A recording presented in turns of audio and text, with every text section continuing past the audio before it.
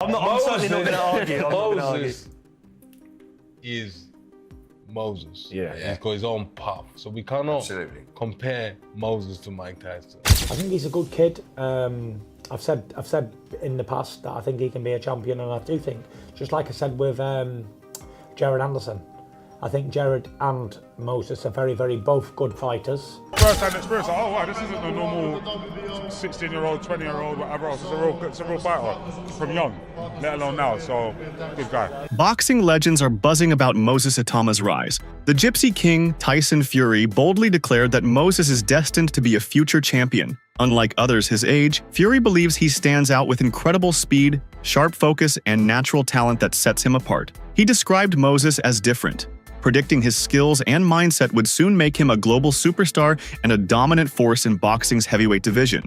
I think he's a good kid. I've said in the past that I think he can be a champion, and I do think, just like I said with Jared Anderson, I think Jared and Moses are very, very both good fighters. However, there's a lot of temptation. There's a lot of stuff outside of boxing that makes fighters not achieve what they should have done. And it's the same old story. If I woulda, shoulda, coulda. If I didn't get involved with these people, if I didn't go out and drink, if I didn't get involved this, that, and the other, then I would have. If I woulda, shoulda, coulda. That's why I can sit here today and say I always wanted to not be a woulda, shoulda, coulda guy. I am the guy who did everything he could. And they're only starting off a career, so if they can stay on the right path and away from all the idiots, away from the women, away from the drunken nights, away from all the cranks, then I believe both of them can go on and win world titles. When former world champion David Haye gave his views on a potential Moses Itauma versus Alexander Usyk matchup, he sparked excitement across the boxing world. Haye suggested that Itauma's youth, freshness, and energy could prove too much for the aging Usyk. At just 20 years old, Moses represents the future of heavyweight boxing, while Usyk, though still an elite champion, is nearing the twilight of his career. Haye emphasized that boxing often comes down to timing. When a young lion rises as an older champion begins to fade, history is made. You know, we didn't get an opportunity to see it. I think it could. I think maybe Moses is just that good. And, you know, the same way Usyk was able to completely dominate Dubois, they're just, once again, they're just levels. And maybe his style and his skill and his power just doesn't gel with most of the other heavyweights. And I'll find out in like the first round. I saw someone say yesterday it's either that Moses is really, really good, which he obviously is, and Dillian was kind of really poor, which I think is semi-fair to say. But I almost look at it now for Moses Itauma. I know they're calling for the Alexander Usyk fight. That's something that we can go into, but there needs to be a heavyweight to give him some rounds, right? Like who? Who that comes to win could give maybe a Gerald Miller. I thought of Philip Hrgovic.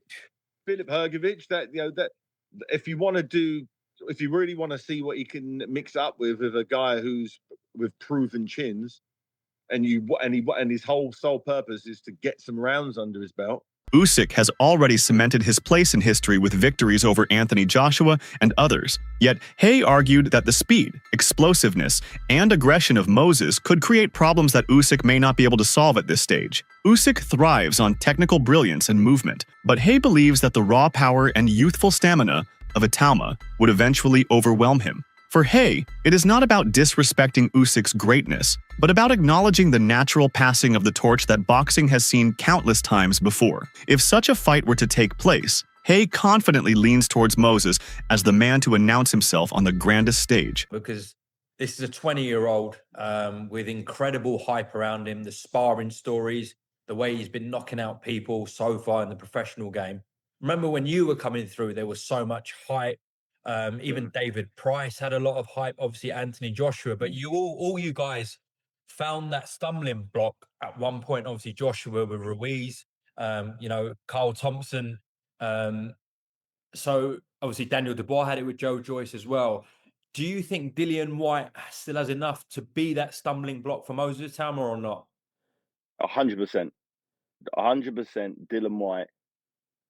If he's paid the price in training, if he's taken it seriously, which by all accounts he has, he doesn't want to be going out getting knocked out by, you know, a 21-year-old novice.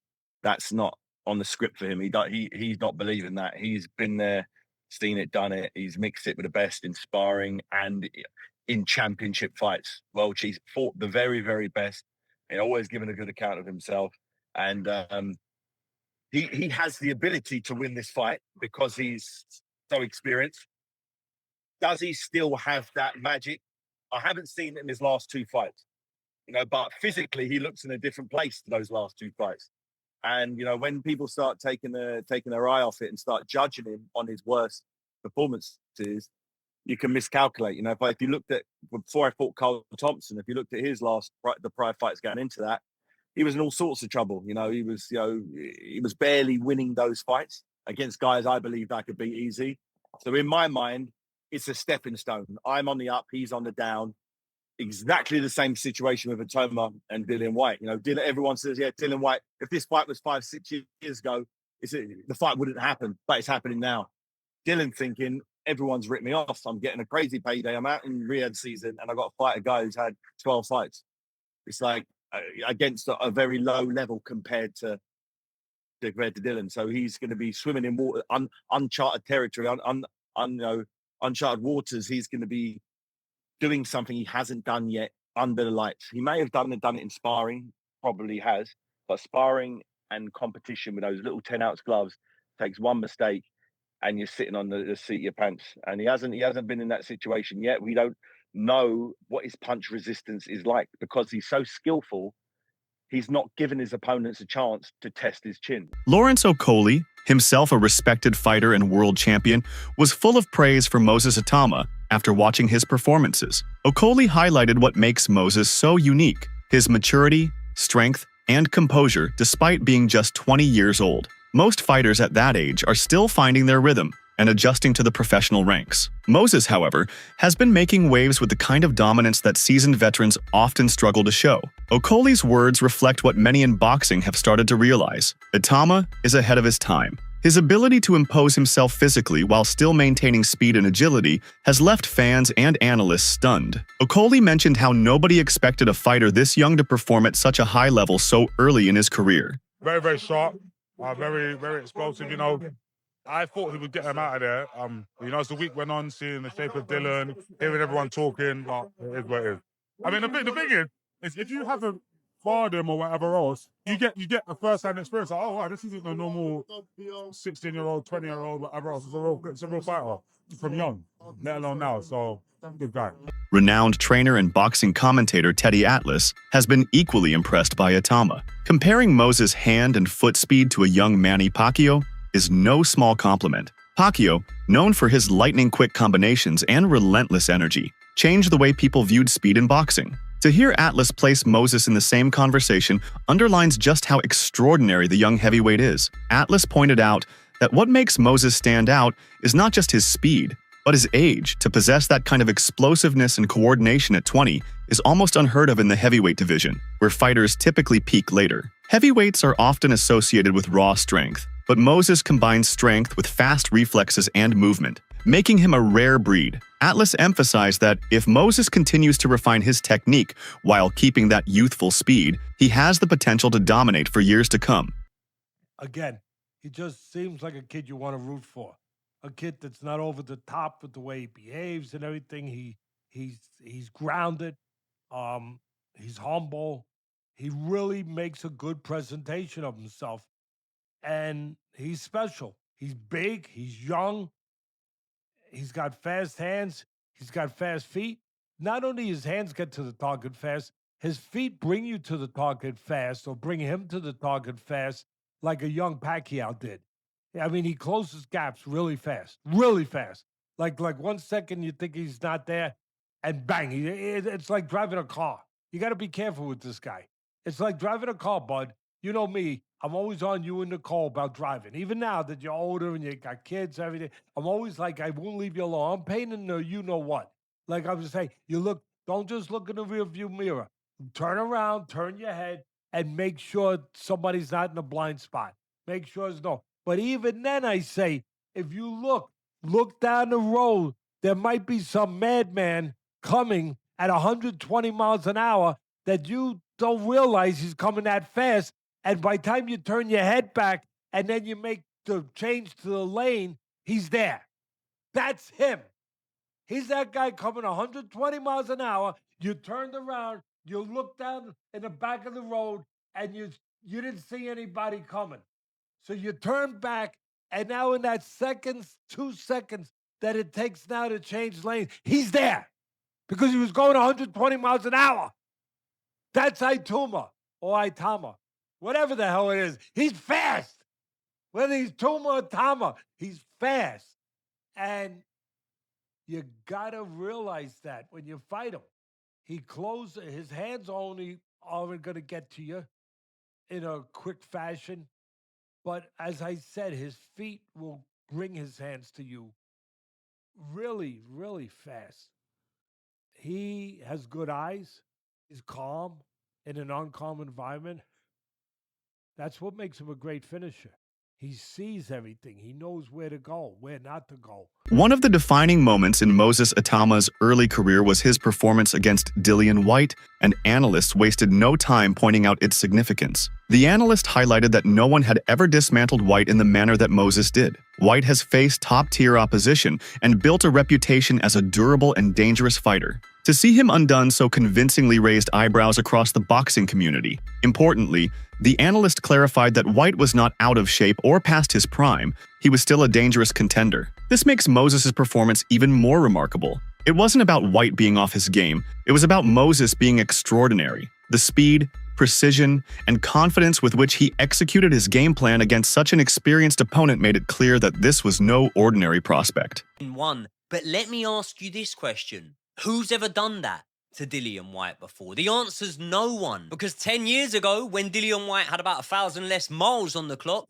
AJ had him in all kinds of trouble in the first round. But Dillian survived. He came through and he lasted until the 7th with Anthony Joshua. I think Tyson Fury took 6 to take out Dillian Whyte, and Povetkin did him in 5. But Dillian Whyte did avenge that loss. So it's fair to say that although we've seen Dillian Whyte beaten and knock spark out, this is the quickest we have ever seen it done. And that's why I don't want to take anything away from Moses Itauma and say, oh, well, you know, it was always going to happen. And yes, many pundits did predict this to happen. But I'm happy to sit here and personally say that I didn't think it was going to happen. Not in one round. I thought that when you saw Dillian Whyte turn up in the shape that he did, I really, really felt like we were going to get a showing out of the body snatcher. And despite me not feeling like he was going to win the fight, I did think we would see enough from him to show that he still has a little bit more to offer in this heavyweight division. And there is still a question there of whether he does or not, because many of the pundits that you'll see at the moment are saying that Dillian Whyte should retire, but they're not saying the same about Derek Chisora. They're not saying the same about plenty of fighters. And they did say the same about Joseph Parker after Joe Joyce beat him. So I wouldn't be so quick to write him off. But at the pinnacle of the heavyweight division, not anymore for Dillian Whyte, in my opinion. But that doesn't mean that the body snatcher can't still be in fun fights. And hopefully in more fun build-ups, because this one was a little bit dull, and a lot of people were saying that it's because Dillian's scared, he's rocked up, he's not confident, and I get it. I think that you could look at the performance, which we will do in a minute, and you could draw that conclusion. Boxing analyst Ade Oladipo added his voice to the growing chorus of praise, focusing on Moses' speed and all-around skill set. He pointed out how unusual it is to see such a combination of attributes at 20 years old. In boxing, it is rare for a heavyweight to be as fast with both hands and feet as a smaller fighter. Yet Moses breaks the mold. Oladipo stressed that Itauma's natural athleticism gives him an edge that others in his division cannot easily match. His footwork allows him to control distance, while his hand speed ensures that opponents are caught off guard by the sharpness of his punches. Give my raw emotions of what I just witnessed. That kid is special. That kid is very, very special. He has great foot speed. He has great hand speed. He clearly has great punch power. And no one's gone beyond 2 rounds in his last, 8, 9 fights. He's very big and strong at the weight now. But when he came through, I remember looking at him thinking, he might be a bit undersized for a heavyweight. He's grown 2 or 3 inches and he's packed on about 20 pounds. He is now a force in the heavyweight division. Moses Itauma was just a steam train. honestly, this guy, for 20 years of age, 20. Remember, all these heavyweights that you're seeing right now that are in their peak, are in their mid to late 30s, and most of them became world-level operators in their mid to late 20s. He's doing it as a baby. Andy Lee, a respected trainer and former fighter, offered a fascinating glimpse into Moses Itauma's behind-the-scenes preparation. Sharing a story about sparring sessions with Joseph Parker, Lee revealed that the young heavyweight went toe-to-toe with the former world champion in highly competitive sessions. According to Lee, these spars were more than practice. They were wars. Lee's account is particularly telling because sparring stories often reveal qualities not seen under the lights. The fact that Moses could hold his own and even push Parker in tough exchanges says a lot about his readiness for top competition. Parker is known for his durability and skill, so for a prospect to impress against him at such an early stage is remarkable. I was fighting Zhang. Moses came out for a couple of weeks, and yeah, they had some great spars. Great spars. They were tough spars. Tough 4 round. They went to war basically for the 4 rounds. 4 rounds that Moses was in, it was like a war. And yeah, he's a good guy to be around as well. We enjoyed his company. I'm jealous of that. I would love to Yeah. watch Joseph and Moses Yeah. spar. When you break this fight down, Andy, Dillian Whyte, who'll admit himself not coming off the best performances.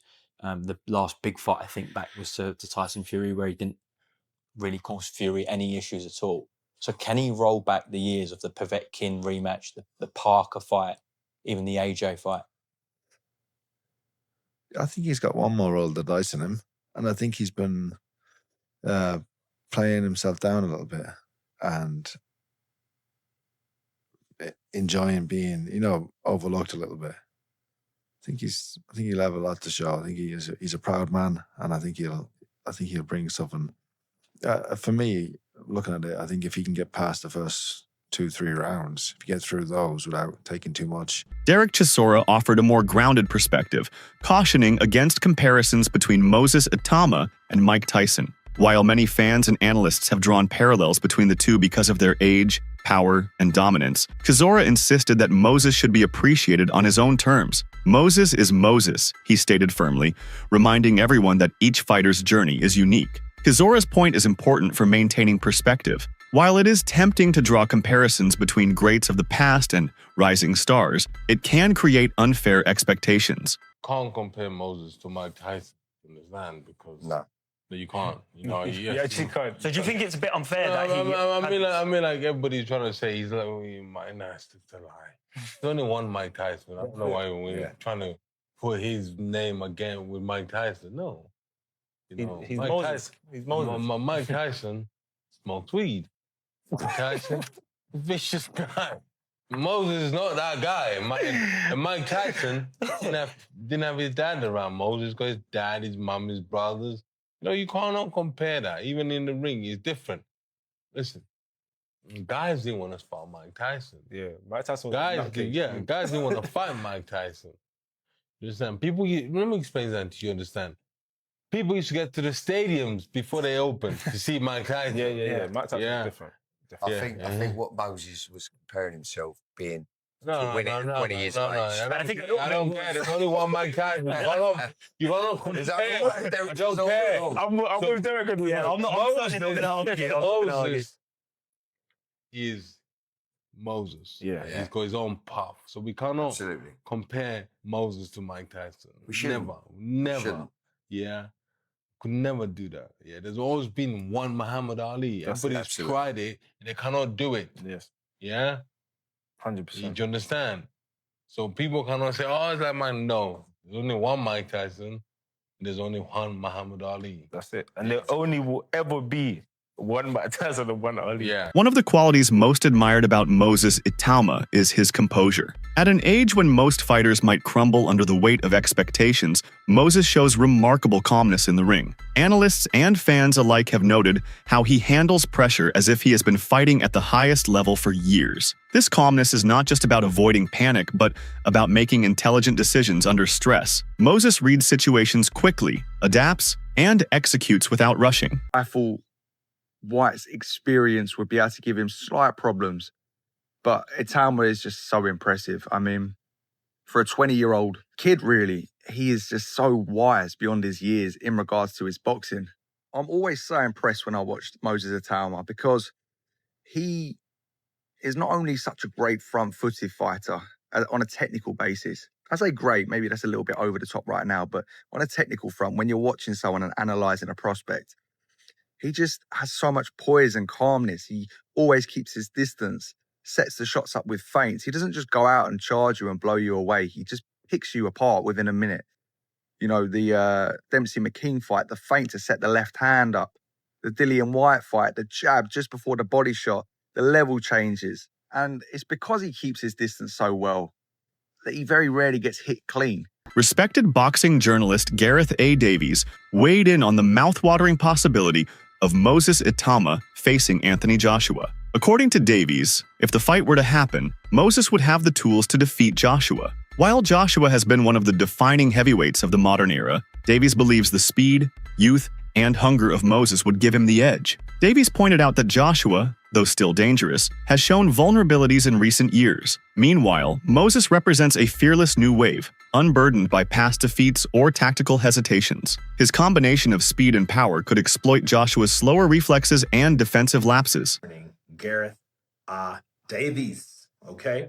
Gareth Davies had this to say about AJ possibly taking on Moses Itauma.